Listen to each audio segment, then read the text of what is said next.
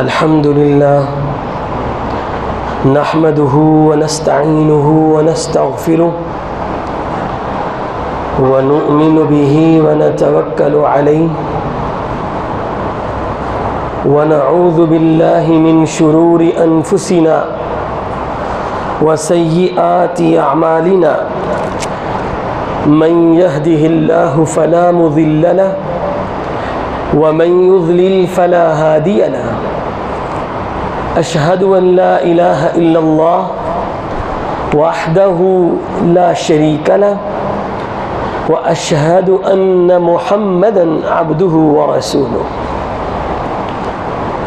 أما بعد فإن خير الحديث كتاب الله وخير الهدي هدي محمد صلى الله عليه وسلم ألا إن شر الأمور محدثاتها وكل محدثة بدعة وكل بدعة ضلالة وكل ضلالة في النار اللهم صل على محمد وعلى آل محمد كما صليت على إبراهيم وعلى آل إبراهيم إنك حميد مجيد اللهم بارك على محمد وعلى آل محمد كما باركت على إبراهيم وعلى آل إبراهيم إنك حميد مجيد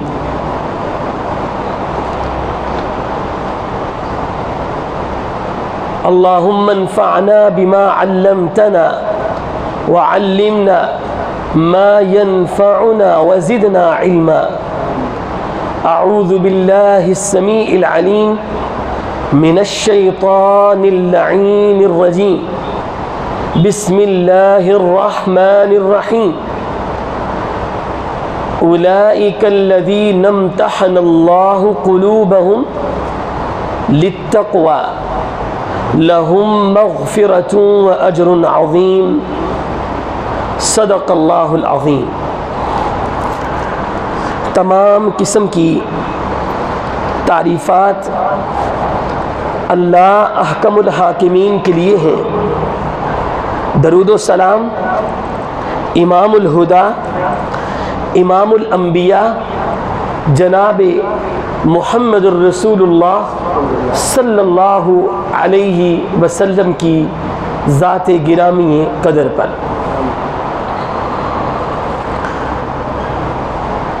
محترم بھائیوں، قرآن مجید کے اولی مخاطب دین اسلام پر مکمل طور پر عمل پیرا ہونے والی ہستیاں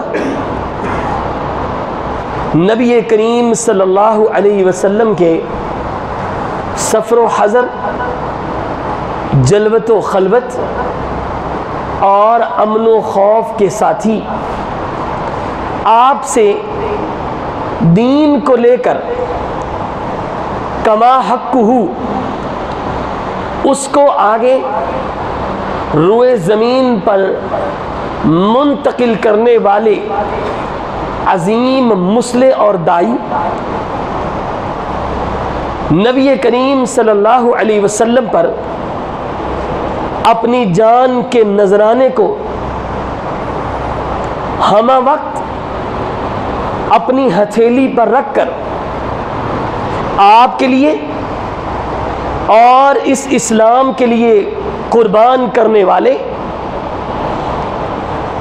وہ لوگ اگر ان کو دین سے نکال لیں، دین سے ان کا خاتمہ کر دیں، ان کے احترام اور اکرام کو چھوڑ دیں، بلکہ ان پر تبرہ بازی کریں، طعن و تشنیع کریں، تو یقین جانیں دین کا کچھ بھی حصہ ہمارے پاس باقی نہ رہے، نہ ہماری نماز باقی رہے، نہ ہماری عبادت باقی رہے، نہ ہمارا روزہ باقی رہے، نہ ہماری زکوٰۃ باقی رہے، نہ ہمارے دوسرے شریعت کے احکام باقی رہیں۔ آج جس مرحلے سے اور جس دور سے میں اور آپ گزر رہے ہیں، یہ محرم الحرام کا مہینہ حرمت والا، تقدیس اور عزت والا مہینہ، اگر اہل السنہ والجماعہ میں سے کچھ لوگ حضرات اہل بیت کے بارے میں اپنی زبان درازی کریں اور ان کی گستاخی کریں، میں کہتا ہوں لعنتی، منافق، جہنم میں جانے والا اور اپنی اخروی زندگی کے بیڑے غرق کرنے والا وہ شخص ہے۔ لیکن اسی مہینے میں اگر کسی اور مکتبہ فکر سے تعلق رکھنے والا حضرات صحابہ کرام پر، خلفائے راشدین پر، نبی کریم صلی اللہ علیہ وسلم کے صحابہ پر طعن و تشنیع کرتا ہے، ان کے بارے میں بد کلامی کرتا ہے، بد زبانی کرتا ہے، ان کے ناموس کو نیچا دکھانے کی کوشش کرتا ہے، تو میں کہتا ہوں وہ شخص بھی اپنے ایمان کی فکر کرے، وہ شخص بھی اپنے دین کی فکر کرے، اپنے اسلام کی فکر کرے۔ کیوں؟ حضرات صحابہ کرام تو وہ ہستیاں ہیں جن کے ایمان کو رب العالمین نے ہمارے لیے مکمل آئیڈیل، نمونہ اور اعلیٰ ترین کسوٹی بنایا ہے، اور کیا فرمایا؟ فَإِنْ آمَنُوا بِمِثْلِ مَا آمَنْتُمْ بِهِ فَقَدِ اهْتَدَوْا۔ دنیا والوں، اگر تم اپنے آپ کو مومن کہتے ہو، ایمان یافتہ کہتے ہو، تو ایمان یافتہ کہنے کی سند زبانی کلامی نہیں ملے گی، بلکہ ایمان یافتہ ہونے کے لیے جس سرٹیفکیٹ اور جس ڈگری کی ضرورت ہے، اللہ کہتے ہیں وہ محمد الرسول اللہ صلی اللہ علیہ وسلم کے صحابہ ہیں۔ ان کی زندگی کے مطابق اگر آپ ہدایت پر چلیں گے، دین پر چلیں گے، تو تبھی آپ کامل ہدایت یافتہ ہیں۔ اور وہ ہستیاں جو قرآن مجید کے اولین مخاطب ہیں، جب قرآن کا نزول ہوا تو نزول قرآن کے وقت اللہ نے جگہ جگہ پر قرآن مجید میں جن کو خطاب کیا وہ محمد الرسول اللہ صلی اللہ علیہ وسلم کے صحابہ کرام ہیں۔ اللہ رب العالمین نے کہیں فرمایا اولئک ھم المفلحون، یہی لوگ کامیاب ہیں۔ کہیں فرمایا کہ اولئک الذین امتحن اللہ قلوبہم للتقوی، یہ وہ لوگ ہیں کہ جن کے دلوں کا میں رب العالمین نے آسمان پر امتحان لیا اور میں نے ان کے دلوں کو پاک اور صاف پایا، تقوی اور طہارت سے لبریز پایا۔ اور یہی نہیں، اللہ کہتے ہیں میں کہہ رہا ہوں لہم مغفرۃ و اجر عظیم، میں رب العالمین آسمان پہ بیٹھا ان کے لیے مغفرت، بخشش اور اجر عظیم کا سرٹیفکیٹ جاری کر رہا ہوں۔ یہ عزت، یہ اکرام، یہ رفعت و بلندی اللہ نے حضرات صحابہ کرام کو عطا فرمائی تھی، اور اللہ نے حضرات صحابہ کرام کو کہیں اولئک حزب اللہ، کہ یہ کوئی عام جماعت نہیں ہے، یہ کوئی کسی سیاسی یا کسی جو ہے وہ تحریکی یا کسی انتظامی لیڈرشپ کی جماعت نہیں ہے، بلکہ اللہ کہتے ہیں صحابہ کرام کی جماعت مجھ رب العالمین کی جماعت ہے۔ اولئک حزب اللہ، یہ اللہ کا گروہ ہے، یہ اللہ کی جماعت ہے۔ الا ان حزب اللہ هم المفلحون، اللہ کہتے ہیں لوگوں، کامیابیاں اور کامرانیاں اسے ملتی ہیں جس کے اوپر میرا رب العالمین کا ہاتھ ہو۔ اللہ نے صحابہ کرام کو کامیابی کا سرٹیفکیٹ عطا کیا ہے۔ میرے بھائیوں، نبی کریم صلی اللہ علیہ وسلم کے صحابہ، یہ پورا قرآن جس کی حفاظت رب العالمین نے آسمان پہ بیٹھے لی ہوئی ہے. کیا پڑھا ہے؟ انا نحن نزلنا الذکر وانا له لحافظون. اس قرآن کو نازل ہم نے کیا ہے، اس کی حفاظت کے ذمہ دار بھی ہم خود ہیں. مجھے یہ بتائیں، اس قرآن کے اندر جہاں جہاں خطاب ہے، جہاں جہاں اللہ نے کسی کو مخاطب کیا ہے، یہ قرآن اللہ نے محمد الرسول اللہ صلی اللہ علیہ وسلم پر نازل کیا، اور اس نازل کرنے کے پیچھے جنہوں نے اس کے اوپر عمل کر کے دکھایا وہ لوگ آخر کوئی نہ کوئی تو تھے نا، جن کے لیے قرآن نازل ہوا تھا. نزول کا جو مقصد تھا وہ کن کے لیے تھا؟ وہ حضرات صحابہ کرام تھے. اور اللہ نے ان پاک باز ہستیوں کو قرآن مجید میں جگہ جگہ مخاطب کیا، ان کو خطاب کیا. دلیل کیا ہے؟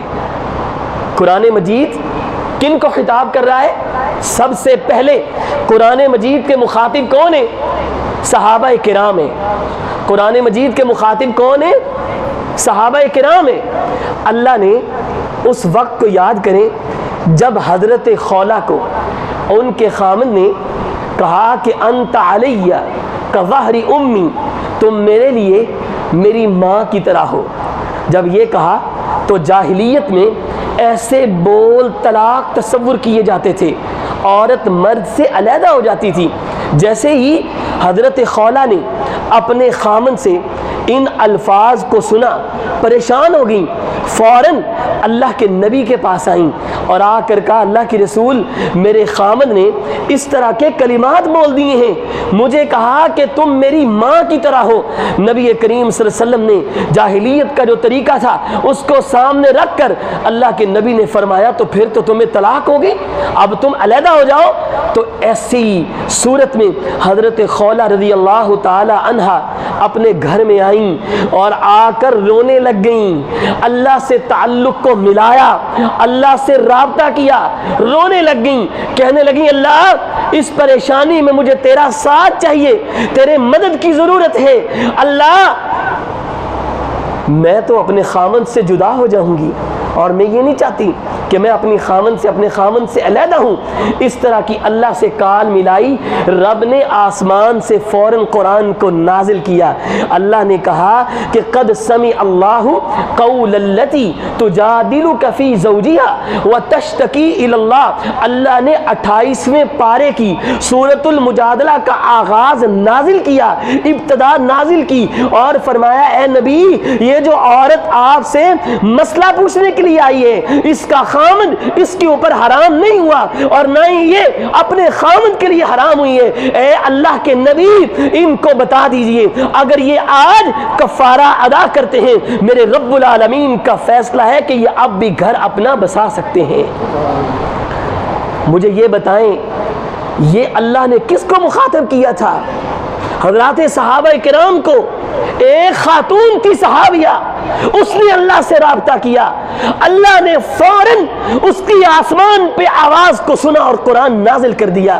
مجھے بتائیں جو لوگ اس قرآن کا مصداق اور اس قرآن کے مخاطب صحابہ کو نہیں مانتے ان کے پاس پھر کون سی ہستیاں ہیں؟ کیا یہ قرآن صرف حضرات اہل بیت کے لیے تھا؟ کیا حضرات اہل بیت رضوان اللہ علیہ مجمعین کے لیے قرآن نازل ہوا تھا؟ نہیں، یہ قرآن حضرات اہل بیت کے ساتھ ساتھ محمد الرسول اللہ صلی اللہ علیہ وسلم پر ایمان لانے والے صحابہ کرام کے اوپر بھی نازل ہوا تھا. میرے بھائیوں، صحابہ کرام تو نبی کریم صلی اللہ علیہ وسلم کے وفادار تھے. آج ان کے بارے میں میری بات توجہ سے سماعت کیجئے گا. آج ان کے بارے میں جو فضا قائم کی جا چکی ہے، سر عام ان کو تان و تشنیع کی جا رہی ہے اور میڈیا کے اوپر سر عام ان کو لان تان اور سب و شتم کیا جاتا ہے. ان کی پاک باز ہستیوں کو سر عام لوگوں کے سامنے نعوذ باللہ ذلیل و خوار کیا جا رہا ہے. ان پر کفر کے فتوے لگائے جا رہے ہیں. مجھے یہ بتائیں یہ جو فضا اس وقت قائم ہو رہی ہے یا ہو چکی ہے, اس میں کیا ہوگا؟ اس میں فتنہ, اس میں اختلاف, اس میں عداوت, اس میں بغض اور اس میں فرقہ واریت اور انتہا پسندی کو عروج ملے گا, اور یہ ملک خاک کستر فرقہ واریت کی آگ میں ہونے کو ہے.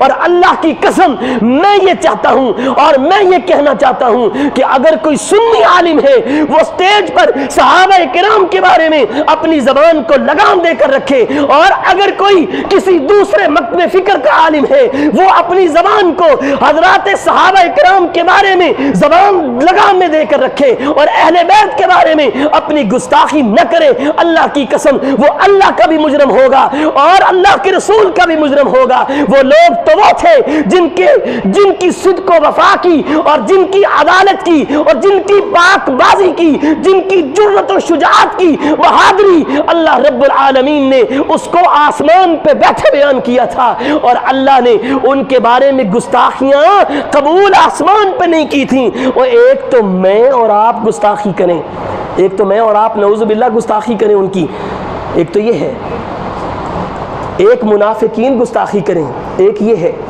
حضرات صحابہ کرام کی گستاخی مجھ اور آپ کے نبی محمد الرسول اللہ صلی اللہ علیہ وسلم اگر زمین پر بیٹھ کر کریں تو رب العالمین کو وہ آپ صلی اللہ علیہ وسلم کا رویہ آسمان پہ گوارا نہیں, قبول نہیں.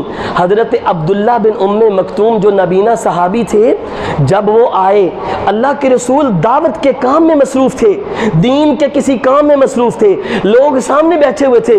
عبداللہ بن ام مکتوم آئے مسئلہ پوچھنے کے لیے, اور نبی کریم صلی اللہ علیہ وسلم نے ان کے آنے پر کیا کیا؟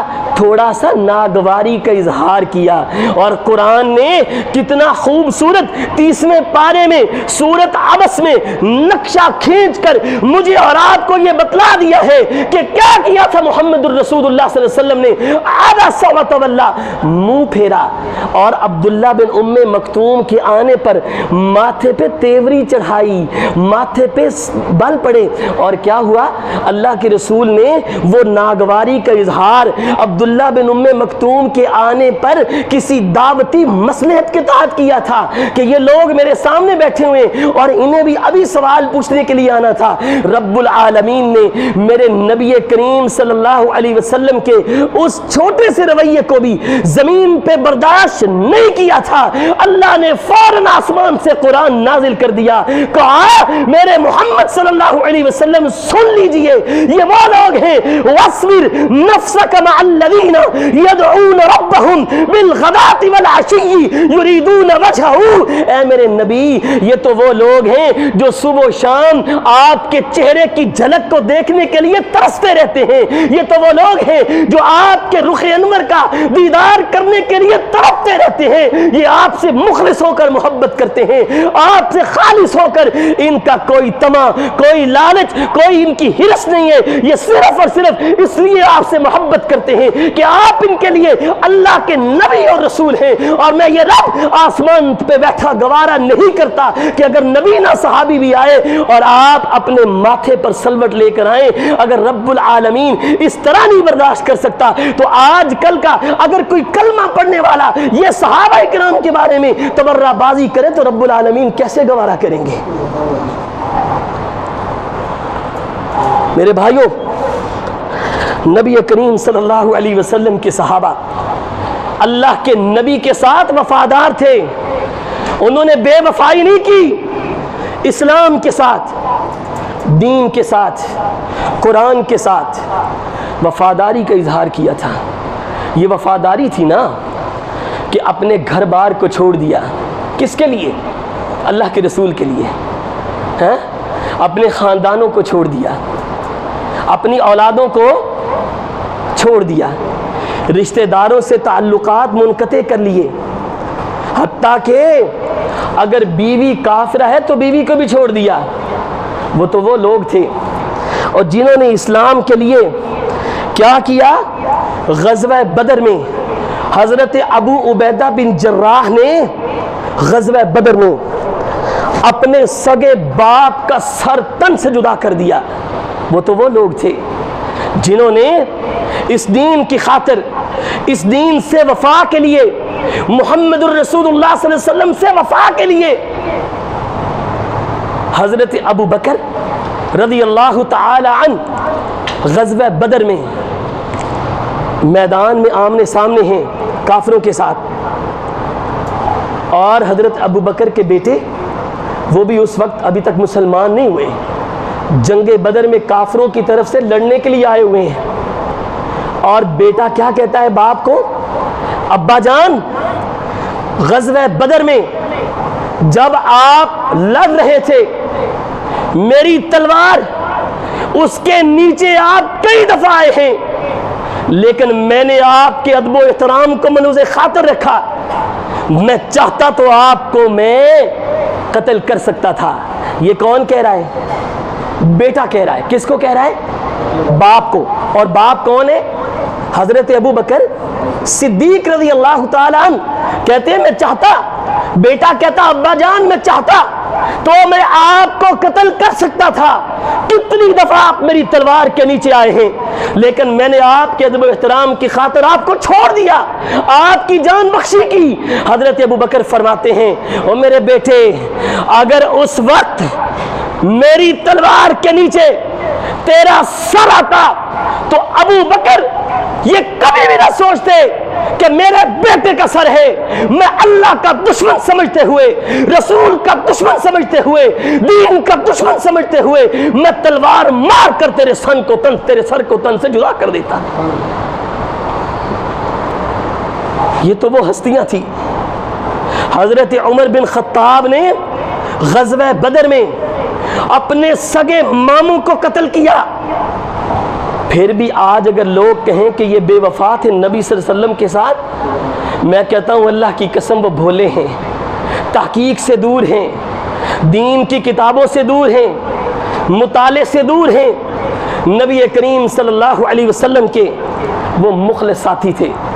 میں یہ کہنا چاہتا ہوں، میری آج حکومت سے دردمندانہ اپیل ہے کہ یہ جو اس وقت حالات ہیں ان کے اوپر غور کریں اور اپنی سیاست کو بچانے کی کوشش نہ کریں، اپنی سیٹ کو بچانے کی کوشش نہ کریں، اور جو بھی اس ملک کے اندر مذہبی انتہا پسندی کو لانے چاہتے ہیں، وہ چاہے پیچھے موجود ہیں، وہ چاہے ظاہری طور پر موجود ہیں، ان کو پکڑیں اور ان کی زبانوں کو تالے لگائیں اور ان کو جیلوں میں بند کریں، اور دوسرے متعصب علماء کے لیے ان کو نشان عبرت بنا کے رکھ دیں۔ میں یہ کہنا چاہتا ہوں، نبی کریم صلی اللہ علیہ وسلم کے صحابہ وہ عظیم ہستیاں، اگر کوئی دوسرے مکتب فکر سے ان کے اوپر تان و تشنیع کرے گا تو اس کا نقصان کیا ہوگا؟ جو یہاں کے جاہل ہیں دوسرے مکتب فکر سے، وہ بھی اپنی جہالت میں اور اندھی محبت میں حضرات صحابہ کرام پر نعوذ باللہ تان و تشنیع کرنا شروع کر دیں گے۔ حالانکہ ہم یہ نہیں کہتے کہ اہل بیت کا مقابلہ کیا جائے، نعوذ باللہ جو اہل بیت کے سامنے مقابلہ کرنے کے لیے کھڑا ہوتا ہے اللہ کی قسم وہ دین کا اپنی حفاظت کرے، بلکہ میں تو کہتا ہوں جو اپنے آپ کو اہل بیت کے مقابلے میں لا کر کھڑا کرنا چاہتا ہے وہ اپنے اسلام کی فکر کرے، اپنے دین کی فکر کرے۔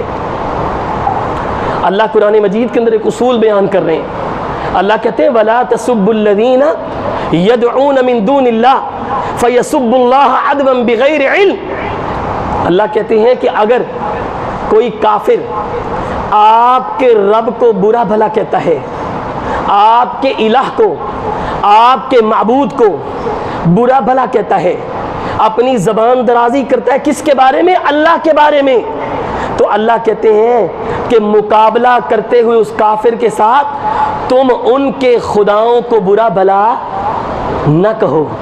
اس طرح کیا ہوگا؟ اس طرح بات بڑھے گی۔ اگر آپ ان کو برا بھلا کہیں گے وہ آپ کے رب کو برا بھلا کہیں گے، اگر آپ ان کی مقدس ہستیوں کے بارے میں برا بھلا کہیں گے وہ آپ کی مقدس ہستیوں کے بارے میں زبان درازی کریں گے، اگر آپ ان کے بارے میں غلط جو ہے وہ فضا قائم کریں گے تو وہ آپ کے دین کے بارے میں غلط فضا قائم کریں گے. یہ اصول قرآن نے بیان کیا ہے. میں یہ کہتا ہوں کہ اگر وہ حضرات صحابہ کرام کو کچھ احباب برا بھلا کہتے ہیں تو اگر یہاں سے کوئی جاہل اٹھے اور اندھی عقیدت میں نعوذ باللہ حضرات اہل بیت کے بارے میں برا بھلا کہنا شروع کر دے تو اس میں ذمہ دار کون ہوگا؟ اس میں ذمہ دار کون ہوگا؟ حکومت سے التجا ہے، اپیل ہے کہ اس معاملے کے اوپر غور و فکر کرے اور ایسے موذی افراد کو لگام دے جو ملک کی امن والی فضا کو شیعہ سنی فسادات میں آگے بڑھا کر قتل و غارت کو پروان دینا چاہتی ہے. ان لوگوں کے خلاف بھی کارروائی کریں جو اس ملک کی فضا کو خراب کرنا چاہتے ہیں. میرے بھائیوں، حضرات صحابہ کرام تو وہ ہستیاں ہیں جن کے بارے میں نبی کریم صلی اللہ علیہ وسلم نے فرمایا اذا ذکر اصحابی فامسکوا، جب میرے صحابہ کا ذکر کیا جائے، کہیں ذکر ہو رہا ہو، ان پہ تبصرہ ہو رہا ہو، تو اللہ کے نبی صلی اللہ علیہ وسلم نے فرمایا اپنی زبانوں کو لگام دو، اپنی زبانوں کو بند کرو، اپنی زبانوں کو خاموش رکھو. اس حدیث کو امام طبرانی نے اپنی معجم میں بیان کیا ہے اور سلسلۃ الاحادیث الصحیحہ میں شیخ البانی رحمہ اللہ بھی اس حدیث کو بیان کرتے ہیں. اللہ کے رسول نے فرمایا اذا، جب بھی، جس وقت بھی، جہاں پر بھی میرے نبی کے صحابہ کا تذکرہ ہو تو کیا کرنا ہے؟ فَأَمْسِكُوا، اپنی زبانوں کو لگام دینی ہے. اذا جو ہے عربی زبان میں عموم پر دلالت کرتا ہے، عام کوئی بھی حالات ہو، جب بھی، جس وقت بھی ان کی بات کی جائے. اور دوسرے نمبر پر فَأَمْسِكُوا، اللہ نے جمع کا صیغہ بولا کہ سب خاموش ہو جاؤ، سب اپنی زبانوں کو لگام دو. یہاں پر دو باتیں ہیں. فَأَمْسِكُوا فعل امر ہے اور فعل امر کہتے ہیں حکم دینے کو، اور امر کا قاعدہ ہے تمام علماء کے نزدیک، تمام مکاتب فکر کے نزدیک کہ امر وجوب کے لیے آتا ہے. جب میرے نبی کے صحابہ کا تذکرہ ہو رہا ہو تو تمہارے اوپر واجب ہے، فرض عین ہے کہ اپنی زبانوں کو لگام دے کر رکھو. اور یہ جو فَأَمْسِكُوا جمع کا صیغہ ہے یہ صرف بریلویوں کے نہیں ہے، یہ صرف دیوبندیوں کے لیے نہیں ہے، یہ صرف اہل حدیثوں کے لیے نہیں ہے، یہ صرف جو ہے وہ کسی خاص گروہ اور مکتبہ فکر کے لیے نہیں ہے، بلکہ فَأَمْسِكُوا کے اندر جتنے بھی کلمہ پڑھنے والے مسلمان ہیں، کلمہ کا دعویٰ کرتے ہیں، توحید کا دعویٰ کرتے ہیں، وہ تمام کے تمام اس فَأَمْسِكُوا کے اندر شامل ہیں. اگر آج کوئی باہر نکلنے کی کوشش کرتا ہے تو وہ اس فَأَمْسِكُوا کی مخالفت کر رہا ہے. اور میرے بھائیوں، نبی کریم صلی اللہ علیہ وسلم کے صحابہ، ان کے بارے میں اس حدیث کی روح سے اللہ نے تو تبصرہ کرنا ان کے بارے میں حرام کر دیا ہے. اور اگر آج کا کوئی مولوی اصحاب محمد کے بارے میں بد کلامی کرتا ہے، تبرہ بازی کرتا ہے، طعن زنی کرتا ہے، اللہ کی قسم مجھے بتائیں ان کے بارے میں اس طرح کی زبان درازی کیسے جائز اور ممکن ہو سکتی ہے جب نبی یہ کہہ رہا ہے اذا ذکر اصحابی فامسکوا، جب میرے صحابہ کے بارے میں کہیں ذکر ہو رہا ہو تو اپنی زبانوں کو لگام دو، اپنی زبانوں کو روک کر رکھو. اور نبی کریم صلی اللہ علیہ وسلم نے فرمایا تھا میرے صحابہ اور میرے آنے والے امتیوں سن لو، من سب اصحابی فعلیہ لعنت اللہ والملائکۃ والناس اجمعین. اللہ کے نبی نے فرمایا جس نے میرے نبی کے صحابہ کے بارے میں برا بھلا کہا، ان پر تبرہ بازی کی، ان کے بارے میں سب و شتم کیا، اللہ کے نبی نے فرمایا فعلیہ لعنت اللہ، ان پر اللہ کی لعنت، والملائکۃ فرشتوں کی لعنت، والناس اجمعین اور ساری مخلوق کی ان کے اوپر لعنت ہے جو میرے نبی کے صحابہ کے بارے میں بد زبانی کرتا ہے. میرے بھائیوں، حضرات صحابہ تو وہ ہستیاں تھیں. نبی کریم صلی اللہ علیہ وسلم کے صحابہ کے بارے میں امام زین العابدین ان کا قول صحیفہ سجادیہ کے اندر صفحہ نمبر 42 میں یہ موجود ہے. امام زین العابدین کہا کرتے تھے، وہ کہتے تھے کہ لوگوں، میں زین العابدین یہ آج کے بعد ابو بکر و عمر کے لیے اور اصحاب رسول کے لیے اپنی نماز میں دعا کیا کروں گا اور کوئی بھی اس دعا کو کرنے سے مجھے نہیں روک سکتا۔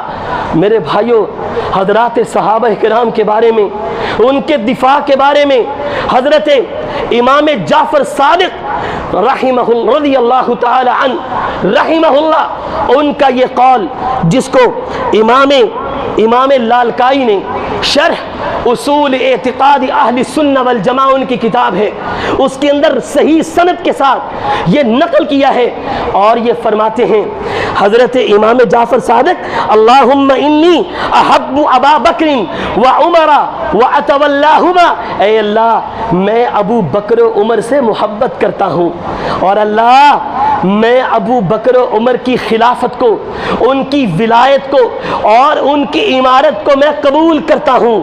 یہ کون کہہ رہا ہے؟ امام جعفر صادق کہہ رہے ہیں، اللہ میں ابو بکر و عمر سے محبت کرتا ہوں اور میں ان دونوں کی ولایت کو قبول کرتا ہوں، ان دونوں کی خلافت کو تسلیم کرتا ہوں، اور کہتے ہیں اللہم ان کان لی خلاف ھذا، اللہ اگر میرے دل میں جو میں کہہ رہا ہوں وہ میرے دل میں کچھ اور ہو اور میری زبان پر کچھ اور ہو، اللہ میں یہ جعفر صادق اپنی زبان سے یہ کہہ رہا ہوں، جو میری زبان پر بات ہے وہی میرے دل میں بھی بات ہے، اگر اس کے خلاف ہو فلا نالتنی شفاعت محمد یوم القیامہ، تو روز قیامت مجھے محمد صلی اللہ علیہ وسلم کی شفاعت سے محروم کر دینا۔ یہ کون کہہ رہا ہے؟ امام جعفر صادق کہہ رہے ہیں۔ کس کے بارے میں کہہ رہے ہیں؟ کس کے بارے میں؟ حضرت ابو بکر و عمر کے بارے میں۔ کہتے ہیں میں ان سے محبت کرتا ہوں، اور محبت نہیں بلکہ میں ان کی خلافت اور امارت اور ولایت کو تسلیم کرتا ہوں، اور کہتے ہیں اگر اس کے خلاف میرے دل میں کچھ اور ہو تو اللہ مجھے محمد صلی اللہ علیہ وسلم کی شفاعت سے محروم کر دینا۔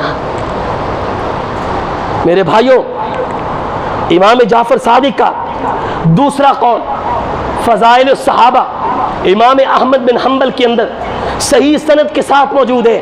کہتے ہیں بری اللہ ممن تبرأ من ابی بکر و عمر، او میرے صحابہ سن لو، میرے ساتھیوں سن لو، اللہ کے یہ پاک ولی اہل بیت میں سے وہ یہ بیان کر رہے ہیں، اللہ جو ابو بکر و عمر کے بارے میں برات کا اظہار کرتا ہے، بیزاری کا اظہار کرتا ہے، حضرت امام جعفر رحمہ اللہ فرماتے ہیں اللہ اس سے برات اور بیزاری کا اظہار کرتے ہیں۔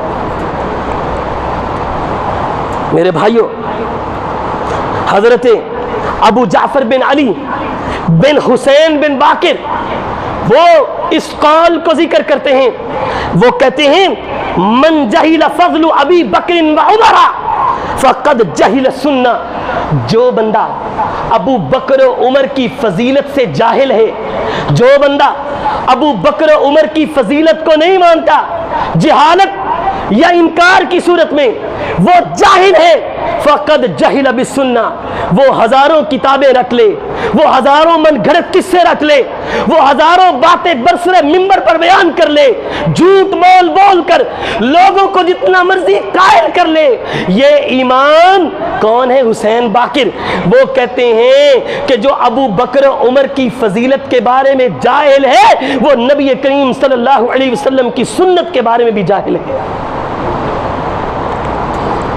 میرے بھائیوں، حضرات صحابہ کرام تو وہ ہستیاں ہیں جن کی گستاخی اللہ کی قسم اللہ دنیا میں بھی اس بندے کو عبرت کا نشانہ بناتے ہیں، اور قیامت کے دن بھی اللہ اسے عبرت کا نشانہ بنائیں گے۔